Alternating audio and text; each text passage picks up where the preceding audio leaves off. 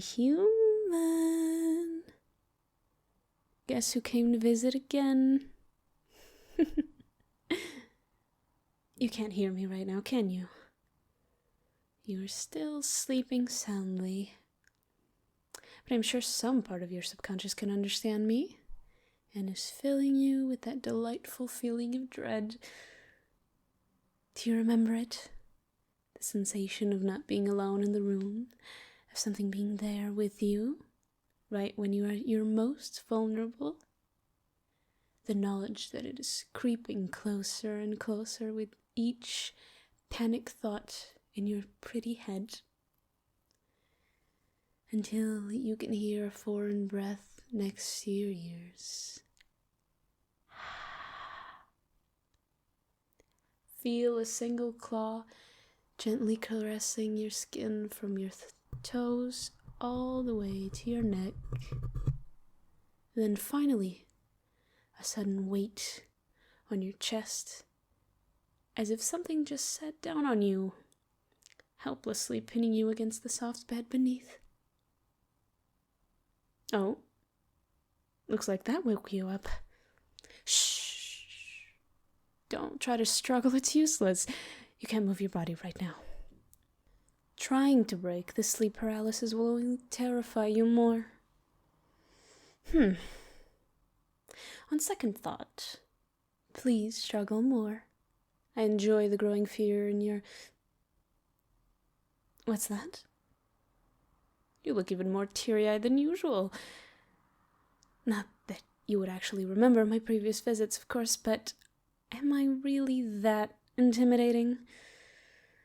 Looks like I really managed to step up my game this time. Oh, are you crying, my little human? This actually looks kind of pathetic. What? Is the wimpy little human afraid of the big bad monster in the darkness? Don't cry harder, human. Look, I'm sorry for that. I might have gotten a little too into it. Shit. What to do? Would it help if I don't know, pet your head or something? I'm sorry. I totally forgot about what I look like right now. Let me dispel the illusion. See? I'm not that different from you. Well, except the horns and the tail, but try not to focus on them, okay? Oh, thank the flames. That seems to have calmed you down a little. Is it okay if I touch you now? Thank you, little human. There. Let me also wipe your tears away. You know, your eyes are way too pretty to be hidden behind a layer of tears like that. Oh no, I'm sorry. I can't really do anything about the paralysis once it starts. It just has to wear off on its own. But I promise I won't do anything to hurt you in the meantime. How long will that take? I don't really know. It differs from person to person. 5 to 10 minutes, maybe. All right. I'm sorry for not telling you earlier. I am what you call a sleep paralysis demon, even though that name is not quite accurate. Why not? Well, it makes it seem like there are many kinds of demons that are completely different from each other, when in reality we are all fundamentally the same, and only have different preferences and associations. I, for example, am associated with fear. I need to absorb it from humans in order to feed myself, and I make use of the sleep paralysis to do so. But I could also use any other technique, just as any other demon could induce sleep paralysis with a little bit of practice. But I'm rambling again. when we were talking about you. Why did you cry like that? I try not to distress my victims too much, but was it something I did? Oh, so you had a nightmare. That certainly explains how scared you were. What? Being scared of a nightmare is nothing to be embarrassed about. Why would you even think that? Because that's what everyone says. Well, they're most definitely wrong about that. Don't tell me they also told you that it makes you weak. No, it absolutely does not. I kind of really want to hug you right now, but you are still paralyzed and I don't want to do anything you don't want me to do, so I'll need some kind of verbal consent. Thank you for trusting me so much. Let me just get in there. I believe they call this the big spoon. When I am hugging you from behind, so I can use one hand to play with your hair and another to hold your hands, like that. Please tell me if you're uncomfortable. Okay. I'll do it like that then. Do you want to tell me what this nightmare was about?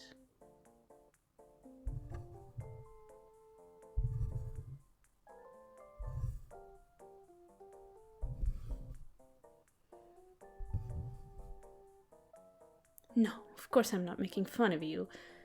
As I said before, having nightmares is nothing to be ashamed of. No matter how stupid a nightmare seems in hindsight, or to others, your feelings in that moment are completely valid. Everyone is afraid of something, and everybody is different in that regard. So just because I personally might not find your nightmare particularly scary does not mean I'm going to belittle your feelings about it. Do you know what a nightmare basically is? It is your own mind torturing you to the best of its abilities. It will find whatever you are most afraid of and turn it against you. And if you can't find anything, it will just make you afraid of something arbitrary. Trust me when I, a literal manifestation of fear, tell you that there is no place more terrifying than your own mind. Yes, that's right. It is not your fault for being afraid of a nightmare. I'm glad you're finally showing reason. You just have to get through a nightmare.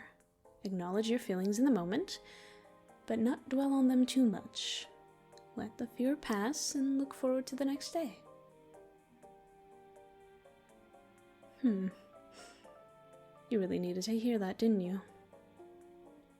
Your body and mind are so much more relaxed now compared to earlier.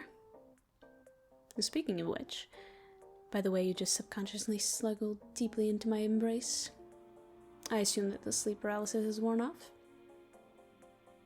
Don't worry. I won't stop cuddling you just because you're no longer panicking. Unless you want me to, of course. Good, because I don't want to stop just yet. Come here. Let me hug you tighter.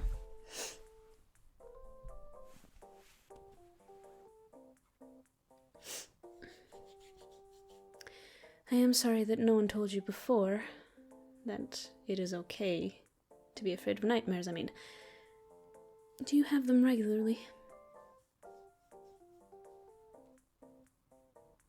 I see. And are they always that bad?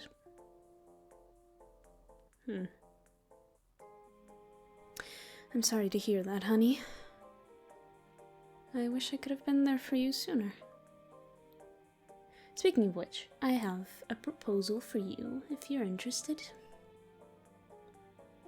What is it? Well, I was planning on imprinting my sigil into your soul. Don't worry, it doesn't really mean anything, and it can be removed fairly easily if any of us wants to. All it does is create a certain connection between us. you will be able to summon me whenever you want, and we can both kind of feel each other. So, if you're having a nightmare again, you can summon me to comfort you like this again. Or maybe if I even notice it beforehand, and I can come here and wake you up. Oh no, don't worry about me, it really is no bother.